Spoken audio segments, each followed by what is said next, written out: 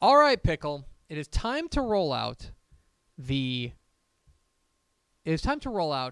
Week 2 five biggest moments of the college football weekend. So it was a big weekend of college football across the state of Texas. And of course, you should go back and listen to the hurry up episode of the recap episode of Republic of Football, wherever you get your podcasts. They'll do a much deeper dive. But for us, what we want to do is we want to go through and talk a little bit about what the moments that defined the weekend were, what the biggest moments, and what they mean going forward. And so I picked out 5 moments. There are a lot of them I could have chosen from. But these are 5 moments that I think really encapsulate what we saw this weekend and what it could mean going forward in Texas college football. Starting with number 5. They're going to pass it. Pressure coming from the Wolfpack. Wide open on the sideline. Again, it's Chafin. And it's a touchdown for Darian Chafin. The exclamation point for the Cardinals.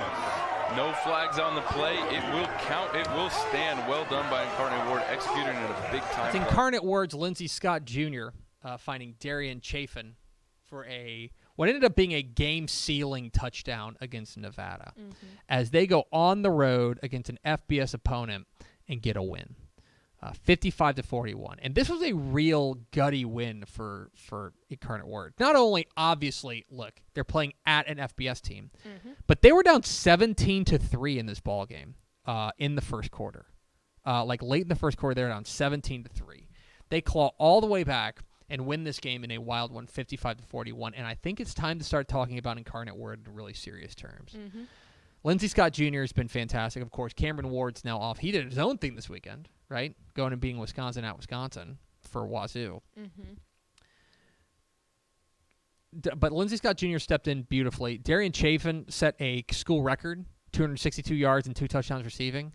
He was fantastic. Look, do you want to give up 478 yards total offense every week? No. Thumbs down to that. But you are playing on the road at an FBS opponent. I thought this was a really impressive win for Incarnate Word. Well, and I think this is them being able to say, when you look around that portion of the state, you have obviously UTSA just down the road, but then you also have Texas State not too far from there. And Texas State got blown out by Nevada. So I feel like this was UIW saying, hey, like if you're a fan of just football and you want to come watch good football being played, why are you going to either of those? Come watch us. And that's big for that part of the world. I think this was a huge win for them and could really set the table for what could be a special year for Incarnate Word. I thought it was the fifth biggest moment of the weekend. Number 4. Like I said, I didn't think it was a foul, but Jalen McLeod needs to be smart there and realize there's no benefit to hitting the quarterback once the ball's gone. King held the mesh too long.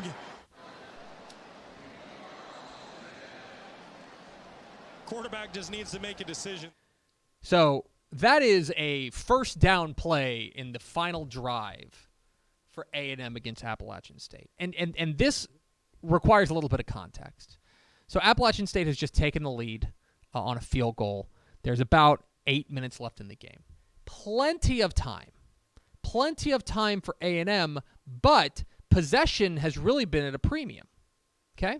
Possession's been at a premium. They've only scored 1 offensive touchdown so far. They're down 17-14. 8 minutes left, though. Plenty of time. And they start cooking. They start moving down. They get a nice roughing the passer penalty on 3rd and 20, which converts a first down. Haynes King finds Evan Stewart for a 20-yard gain. Devon A-Chain, a 12-yard run. And suddenly they're at the App State 34. They're at the App State 34. There's like 5.5 minutes left. Right around 5 minutes left. And A&M's like, all right, starting to cook. Yeah, here we go. Finally, the offense is getting some rhythm, stuff like that. That play right there, 1st and 10 at the App State 34, was so indicative of everything that A&M couldn't do against Appalachian State. It literally took the wind straight out of their sails. Everything felt like they were on like different page. By the way, next play, 2nd and 11, incomplete. Then 3rd and 11, he finds Yule Keith Brown, but for only 5 yards. Caden Davis comes out and he hits the 47-yard field goal fat, and he misses it. And App State ends up running out the clock and wins 17-14 in a big upset loss.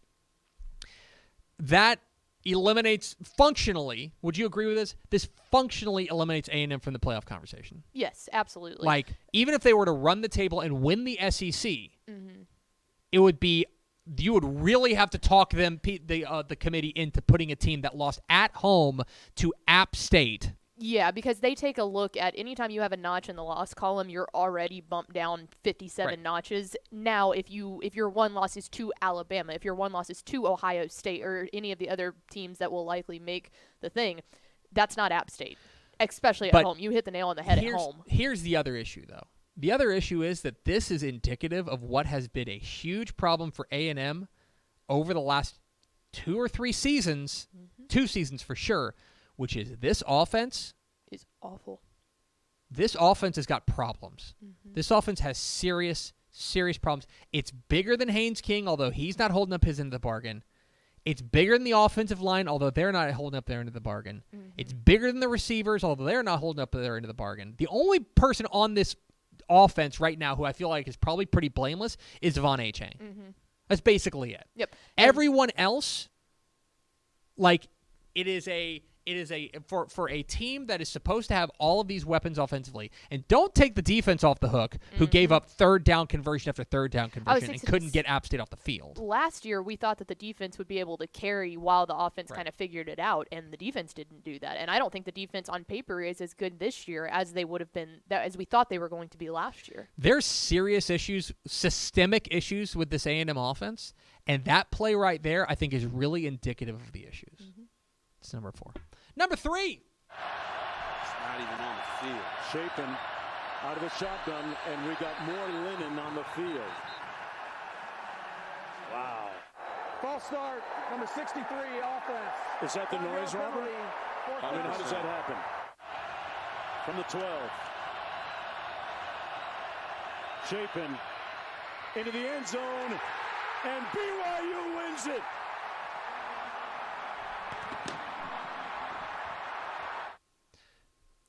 Baylor's last chance against BYU in double overtime. And I included 2 moments there into one because they tell the whole story. Because let me tell you about one of the big issues with Baylor right now, and especially this past week against BYU. Boy, they cannot stop committing penalties. They literally look like the Dallas Cowboys. I'm going to look this up. They've got to be one of the most penalized teams in America. I mean, it was constant. Baylor is, that's right. There's 131 FBS teams, right? 131 FBS teams. As far as penalty yardage per game, they are 128th. 96 yards of penalties per game in their first 2 games. So literally the length of the field. Right. So that's part of it. But then it also sets up it was fourth and goal at like the 6, right? 4th and goal at the 6. Your whole playbook's basically open at that point. 4th and goal at the 6, you've got a lot of things you can do. If you want to run the ball, you could run the ball there. There's some things you can do at 4th and 6. 4th and 11 for Baylor, as their offense exists right now, is a non-functional down for them. Their passing attack is like they cannot get guys open. They cannot win one-on-ones on the outside. Like their leading receiver right now, it might be Ben Sims. Let me see this. It's Hal Presley. It's Hal Presley, and Monterey Baldwin's the other guy who's been doing that. But Ben Sims is like he's got the most receptions. They do not have any sort of consistent downfield passing attack. Blake Shapen's part of the problem. But I think a lot of it is they just don't have guys basically outside of Monterey Baldwin on the outside who can challenge you. And so when they backed that up, when they committed that that false start there, which is, of course, a huge problem itself, it basically took it from a play they've got a decent chance of converting to no, not going to happen. 4th and 11, they're just not going to get 11 yards. Which is just so wild because I feel like the thing that we always boast loudest about with the Dave Aranda team is their discipline. He's a he's a coach that very much implements discipline within his team, and to see between the penalties and then see just nothing being able to form on that offense is wild. It's not characteristic. So Baylor takes their first loss of the year and drops to number 17 in the rankings. Number 2. Young under pressure. Blaze contained. Young runs it. Young, first down and more. What a play by the Heisman Trophy winner. Bryce Young, a 19-yard gain, dodging bullets. The transfer from Ohio State misses the tackle. Boom, Young dips under. Look at him, he goes down. Dips in towards the line of scrimmage, and then he's outside. Oh, the flexibility, athleticism, the awareness. Bryce Young's Houdini act against Texas to rally and eventually get the game-winning field goal. At some point, you just have to tip your cap to an incredible play. Oh, yeah. Because that's an incredible play. That one and the touchdown that he threw to win it were both just you can't stop it. It was an awful throw. I mean, it was a great throw, awful position, the way that his body was warped. You can't beat that. It was a pretty remarkable play there to dip out. Ryan Watts is going to be seeing that in his nightmares. Yes. Because that is if he comes up with that sack, if he comes up with that sack, especially at that moment in the game, in the final minute, basically, the final minute, the yardage is part of it because it's going to make it like second and like 18, right? That's part of it. But more importantly, for an Alabama offense that had finally started to find its rhythm, all of a sudden it flips back over and Texas is going to be able to come up with big plays. That play won the game. Yes. I'm convinced. Yeah. That play won the game. By him dipping underneath that sack and finding a way to convert that was a backbreaker for Texas. Now, there's a lot of positives for Texas to take out of that, but like in the end, you are what your record says you are, and Texas is 1-1. It was a good loss, but it's a loss nonetheless. And they had an opportunity to win that if they can. I swear, I'm not saying that guarantees a win, but they are a lot more. But when he converted that was the game. Well, and especially that's the best that I've seen a Texas defense play in years. That entire game until that very, very, very last drive was where that would have, in my mind, sealed the deal because they had played lights out the entire game. They needed one more stop and they couldn't get it. Give a lot of credit to Bryce Young. He won the Heisman for a reason. Yeah. But, yeah, that was the second biggest play of the weekend, biggest moment of the weekend. Number 1! Texas Tech has to go to NC State next week. This is the ball game right here. Smith finds an open man. Can he get there? Yes. Yes, he can. That's Jerron Bradley, and the game is on.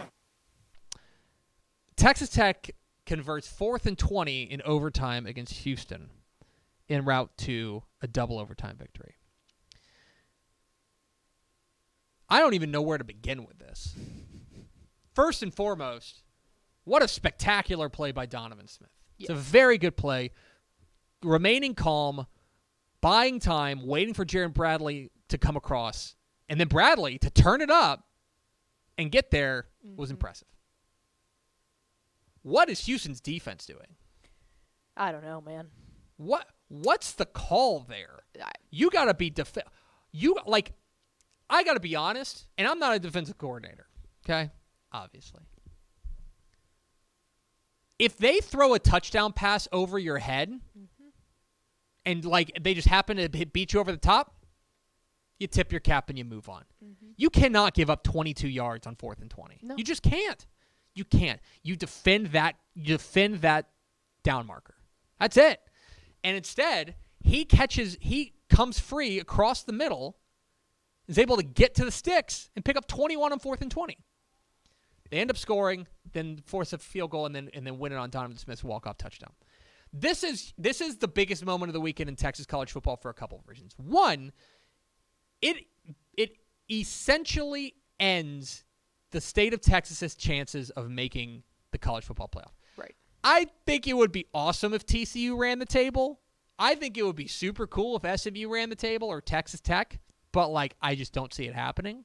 Houston was the best opportunity for the state of Texas to crash the college football playoff party. Them or, if A&M or Texas really, overachieved. Not going to happen, right? Now it's done. That's part of it. It also, I think, is a huge win for Texas Tech. We talked about, with Mike Craven, We talked about what an important game this was for Tech as far as their place in the new Big 12. Because Houston's coming in next year. To go out there and to get that win, I thought was a real watershed moment for Texas Tech.